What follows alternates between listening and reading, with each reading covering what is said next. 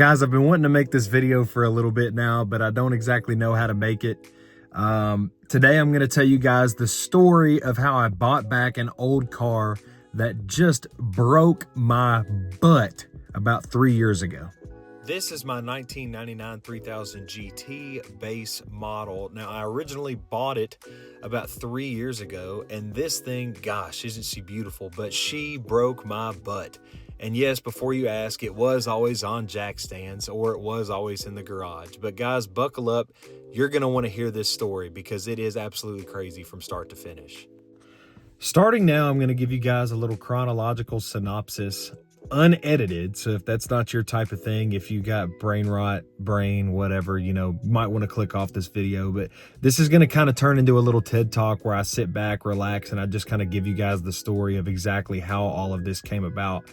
Because it kind of is a crazy story. And I feel like if you add a little bit of drama, add a little bit of fake stuff to it, you can maybe even make a freaking movie.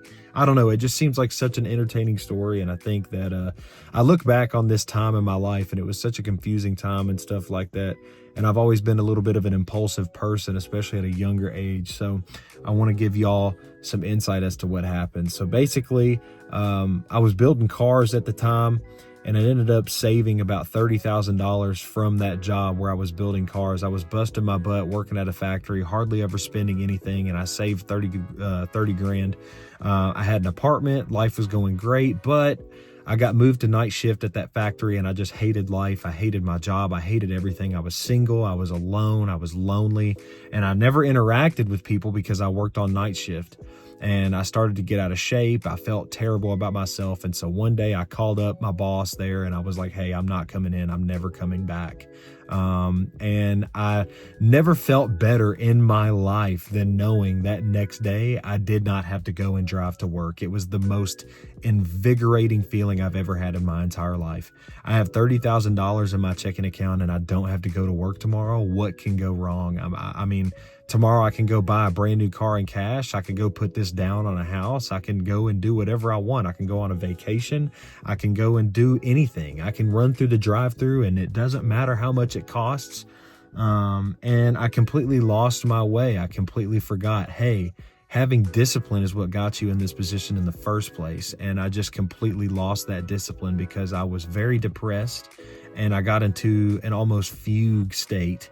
Where I just was confused and I just had no personal, I had an identity crisis at 21, if you will, which is, guys, that's so common, especially in the social media age. And so I was trying to find myself and my best friend hung out together constantly. And, so one day me and him were talking and I was like, you know what, man, I'm bored, just not getting up, going to work every day. I've wanted a 3000 GT for so long. I just think, other than maybe like the NSX of the 90s, I think this is one of the prettiest cars that's ever been assembled. I would love to buy one and have one.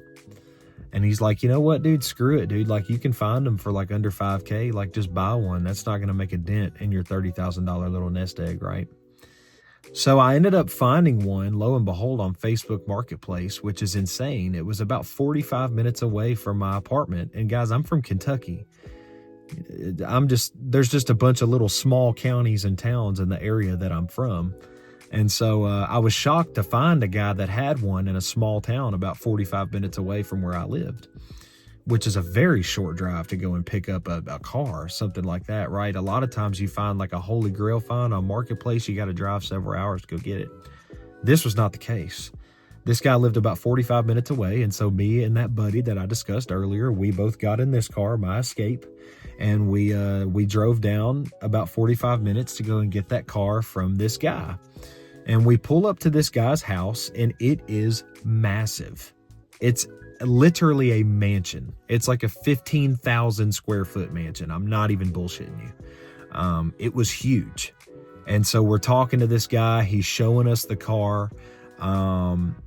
At the time, it had about 150,000 miles on it, and I bought it for, $6,500.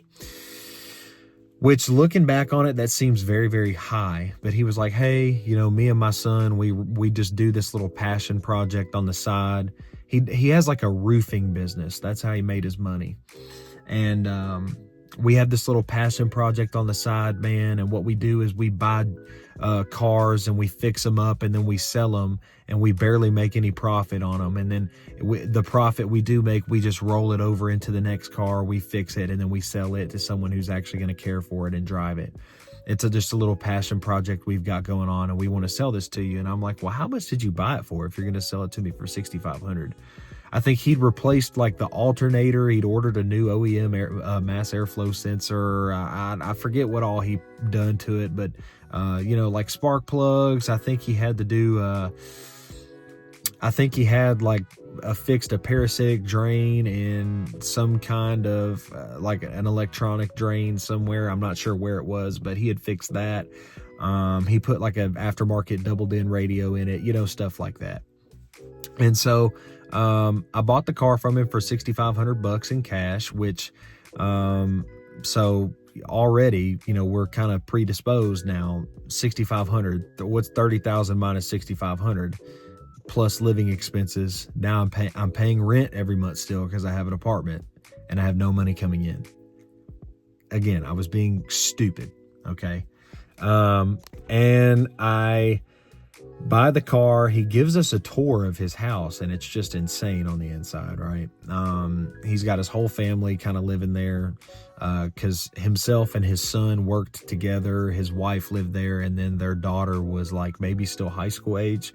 So they're all living in this house, and it's huge. It's regal, genuinely regal.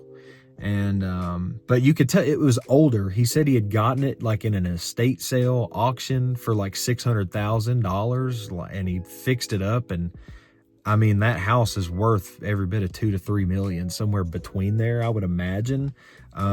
Just because, you know, that same house in California would be worth 20 million, but because it's in Kentucky, you know, it's maybe between 2 and 3 because it's just like out in horse country. But so you've got this situation now where, okay, my buddy has to drive this car back to my apartment and I'm driving the Mitsubishi. And at the time it's running great. No check engine lights on it, nothing. And like I said, it had like 150,000 miles on it, something like that. We're driving it back to my apartment. Everything's fine and dandy. And, you know, I'm living my life. I'm going to the gym still with my buddies. And, you know, I was taking the 3000 GT like everywhere. I loved it. I was driving it all the time. I loved the way it looked. I was getting compliments. I've never gotten more compliments in a vehicle than in that one. And I've owned a few in my life at this point. And that car is probably the least powerful, the worst performance of any vehicle I've ever owned. And, but it's such a pretty car, and people love looking at them. And, people have a passion for those JDM vehicles, as do I. And so eventually I run into my first issue, which is an air idle control issue. It had an issue where the car would die out if you tried to let it idle. You had to give it gas in order for the engine to keep going. It ran fine. It drove fine. But you had to be able to get it into drive. But to get it into drive, the shift lock activates if you put your foot on the gas, right? And so you can't really shift it into drive because it won't idle long enough for you to even shift it from park into drive to give it gas. It would just die out immediately. And so if you're in drive and you're on the highway and this issue happens, you lose your brakes, you lose your power steering, the car just, it's dead on the road. And it was dangerous. And you'd have to start it back up, and you'd have to like floor it to get it to start going. And then, you know, at that point you can't let your foot off the gas, or you can't like come to a stop, or the car is going to die out again. So you have to put your foot on the brake and give it gas at the same time to be able to drive it. And yes, while you can do that, you know, from a stop where you're genuinely, you know, actually parked, you know, it's really hard that's not really something I wanted to deal with all the time. Now, you master mechanics drive crappy cars all the time, but I'm not a master mechanic, okay? I just like vehicles, and I know basic maintenance on how to do vehicles, or all right, how to do basic maintenance on vehicles. So this is basically my first like little crossroads. I'm like, okay, well, I guess I got to take it to a mechanic to get fixed. So I found this mechanic down the road. I called several people at first to try to get these issues squared away. And I finally, you know, as you guys know, lots of people aren't foaming at the mouth to work on 3000 GTs. So I found this guy. I go to his mechanic shop and I drop off my car there. And my car ended up sitting there for like 6 months while he was like waiting for parts in order to fix it, because he claimed it was really hard to find these parts. And for some reason, he thought that the vehicle needed a transmission overhaul kit installed onto it. And so I was, in my infantile, youthful wisdom, I was like, okay, sure, let's do this. And so, you know, he installs that kit. And 6 months later, I finally come to pick up my vehicle. And the very next day, I have the same issue again, lo and behold. And it's what happened in those 6 months that I did not have the car that make this story, that's the craziest part of the story, right? So basically what happens at this point is, you know, the car's at the shop. Myself and my friend are still hanging out all the time, and we always had an affinity for gaming and gambling. It was something we did almost every single day, driving an hour to casinos. And at one point in the middle of owning this car, and mind you, I still don't have income. I'm losing money this whole time, gambling, losing my butt every single time I go to the casino, and I'm just being stupid. Just stupid. And like I said, I was in this state of depression, lack of identity, being insecure as to who I was. And so that kind of led into this issue. And my friend kind of fed into it because I fed into it because myself and my friend had the same kind of mindset on life. And so we took solace in gambling, and those times that we won, it was the most exhilarating feeling I've ever had in my life. And those times that we lost were some of the most down in the dumps feelings I've ever had in my life. And we'd go in there and lose a lot of money sometimes. We'd go in there and win a lot of money sometimes. But as you guys know, any of you all that gamble, all of you know that you lose more than you win. And anyone who says they win more than they lose is most likely lying, unless they're Mickey Mace and they get paid to go gamble by these casinos. But anyway, that's besides the point. So at one point in the middle of owning this vehicle, the 3000 GT, I thought it would be a good idea because this one that I bought, it came with cloth seats when I bought it from this rich guy, right? And so I was like, well, I've always liked the leather seats. I like the way the VR4 interior looked. And so I went on eBay and I actually found this guy that was selling his interior from a maroon 1994 VR4. I bought the door panels, I bought the seats, I bought the back seats. And he lived like 20 hours away, but he met us in Mississippi. And it was like a 10-hour drive from Kentucky where me and my buddy were living at. And so me and my buddy drove out to Mississippi together to go pick up this car interior. I think I paid like $17. I forget how much I paid for it, but it was like $2,000, okay? And I paid for this entire interior. It was mint. And because he just took it off his VR4 and had it like laying in the garage for 20 years or something like that. But he said he didn't even have the car anymore. And so I buy this interior. This guy seemed wealthy too, I'm not going to lie, but he ended up eating with us at a Mexican restaurant. He told us about how he met this Asian wife that was his masseuse on a business trip somewhere, and now they're married, and he's trying to sell stuff from his house and trying to downsize because they're very wealthy and all their kids moved out of the house. It was kind of a strange, really strange, but this guy seemed like one of those weird wealthy fellas as well. And so we buy the seats. He takes us to lunch. This guy was very nice, but the story was just very bizarre. And so me and my buddy, we end up driving. We start the drive back to Kentucky, and we ended up making a little pit stop in a place called Tunica, Mississippi. And we ended up losing our asses at the Gold Strike or the Gold Nugget, whatever it was. And you know, we drove the additional like 7 hours back home, you know, just feeling terrible about ourselves. And so I get back home, I install the interior, and then that's when this issue continued to persist. And this was just at one point during that story.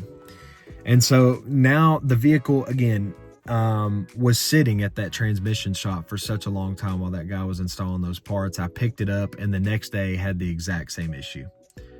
Now, mind you, at this point, this is 6 months later. I'm doing all this gambling. This is maybe 6 or 7 months after I had originally quit my job at that car factory. And I've got like no money at all. Like nothing. And I decided after the car just like broke down on me, I was like, I've had enough.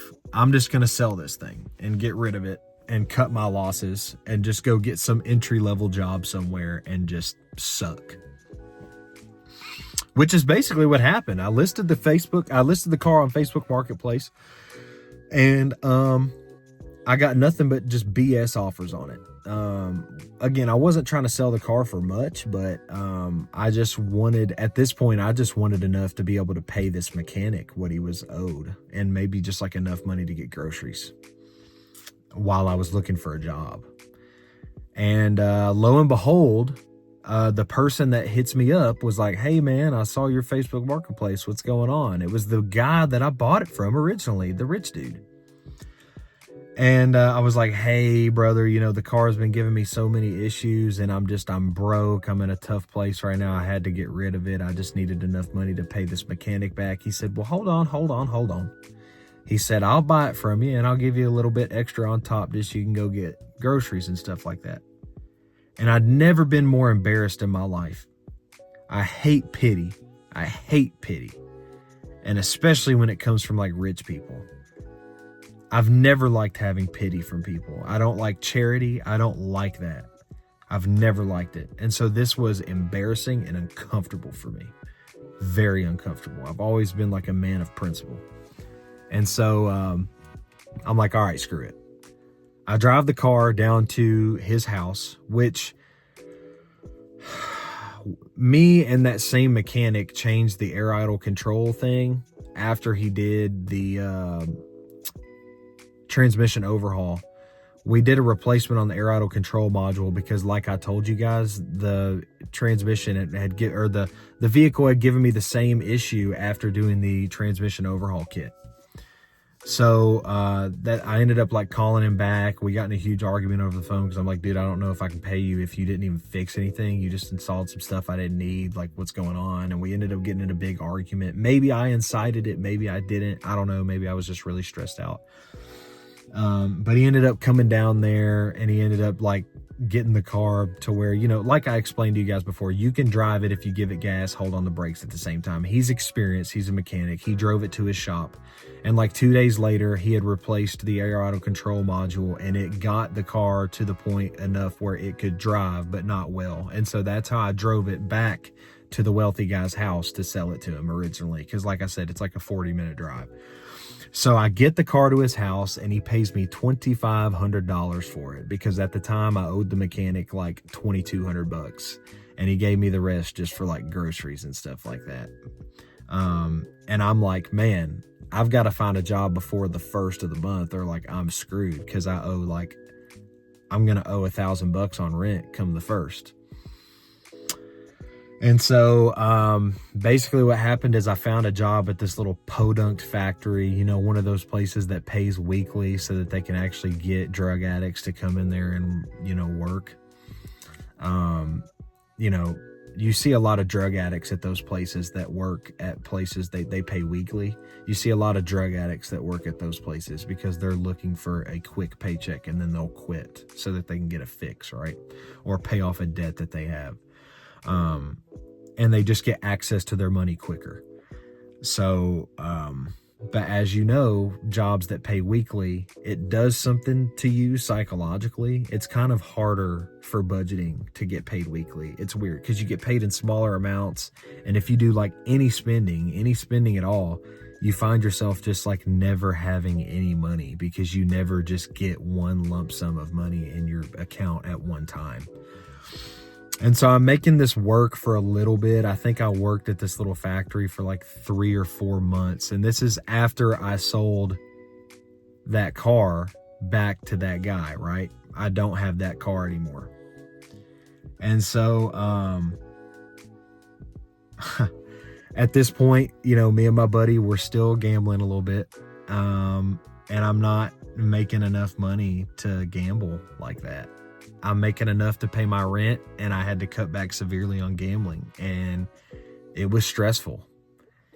And because I was always gambling, I was like a crippling gambling addict, but then I would also have to make sure I had that. It was $880 at the time set aside for rent, and then it was like $130 for utilities every month. And so I had to make sure I had that stuff set aside. And if I just over gambled or overcompensated, then I was just screwed.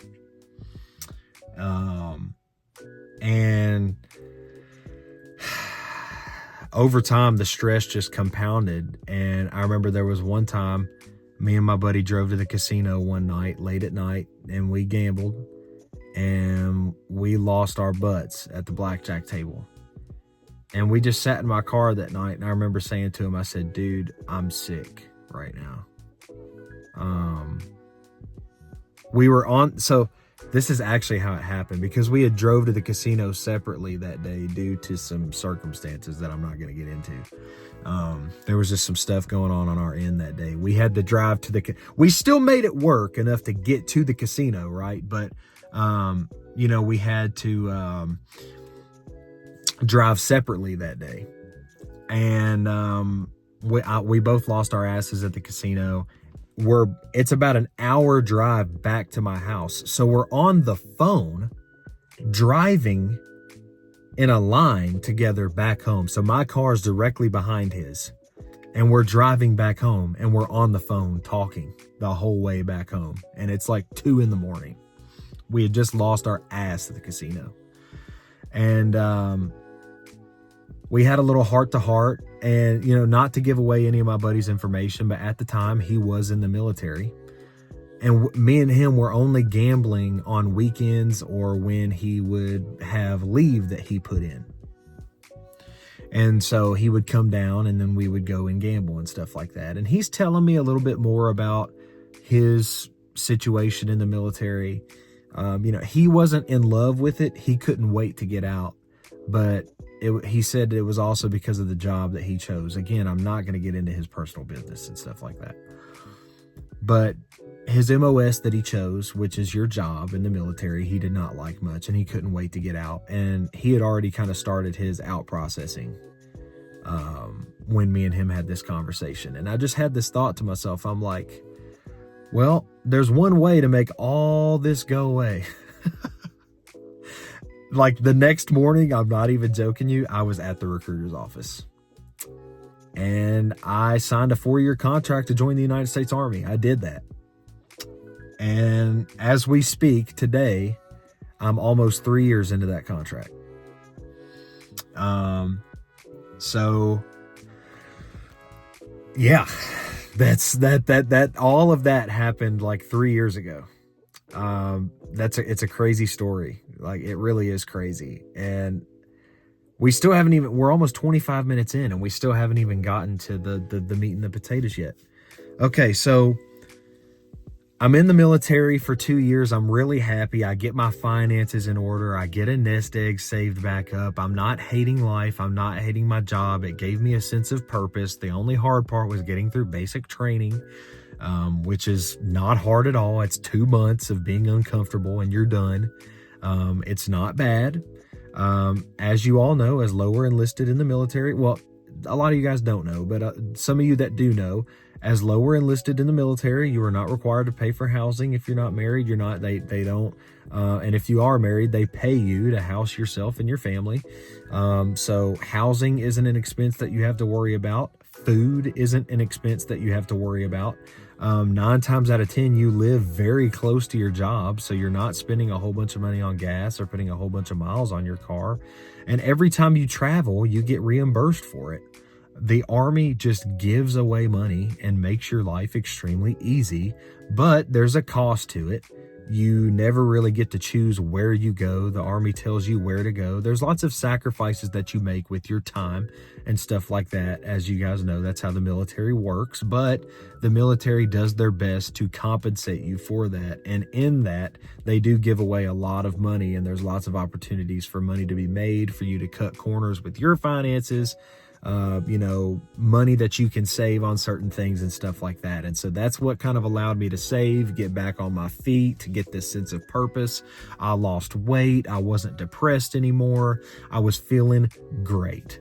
And so about 3 months ago, I went on leave to go back to Kentucky to spend some time with my mom and to hang out with the family and stuff like that. Mind you, I hadn't even thought about this Mitsubishi 3000 GT in a couple years now. I hadn't even really thought of it like that.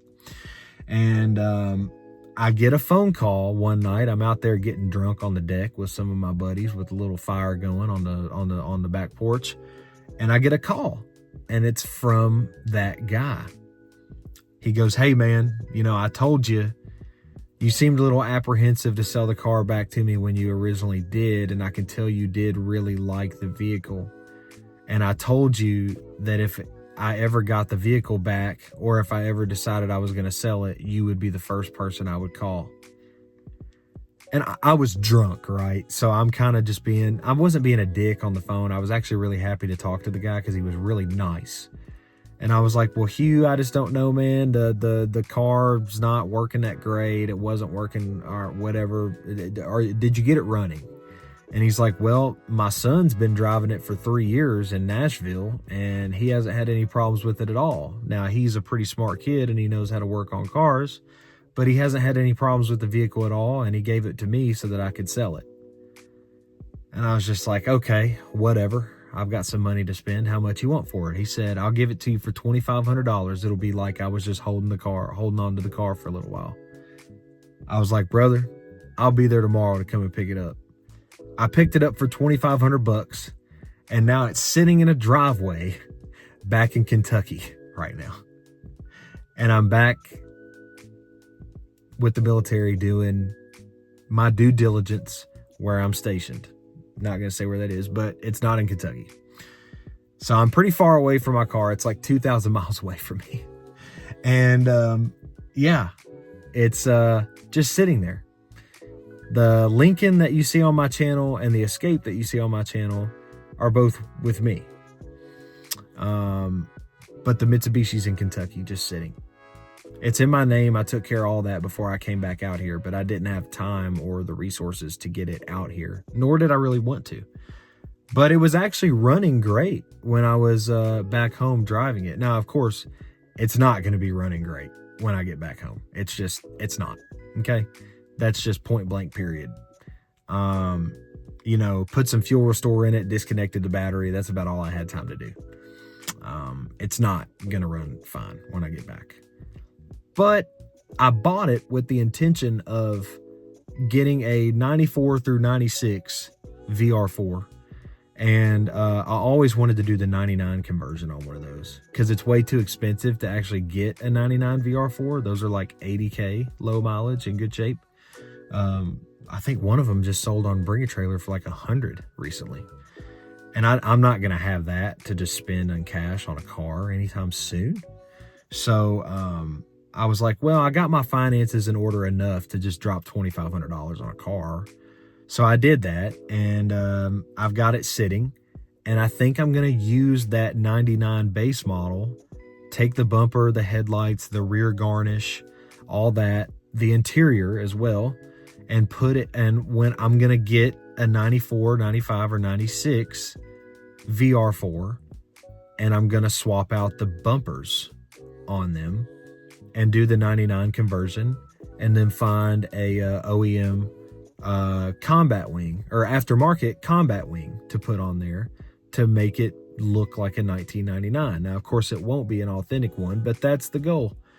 So after all that, the car ended up back in my possession. maybe the story's not as crazy as I made it out to be, but in my mind, I'm thinking like, oh my goodness, it was just such a crazy story. And of course, there's so many little mini sidebar quest stories that I didn't really include in the little synopsis that I just gave you all. But nonetheless, I've been talking for 30 freaking minutes. This has been a little session that we've had. But yes, the car is back in Kentucky. It's sitting, it's in my name. I don't have any intention on even really driving it. I'm going to wait until I get out of the military. When I get back home, I'm going to buy a home. And when I have a home to store my cars, that's when I'll finally drop like the 25 grand on a VR4, and then I'll do the conversion on it. And I might just get rid of the base model's body. I may keep it laying around. I don't even know, but I don't have any intentions on driving the car. So I can't really say that there's a scenario where I'd be let down by the result of this, because I don't even really expect it to be a well-functioning driving vehicle. And for $2,500 for that car to have been running when I got it again, I felt like that was a good price. Because with the shape that the paint was in, you guys saw it. I showed it at the beginning of this video. Even if that was just a roller with the interior it had with no engine or transmission, you're still going to pay $2,500 for that. I paid $2,500 for that and drove it home. So I thought it was a good little thing. I bought it. It did not hurt the bank, and I've got income coming in this time, and I haven't gambled in years. So, I haven't gambled compulsively in a long time, over a year and a half.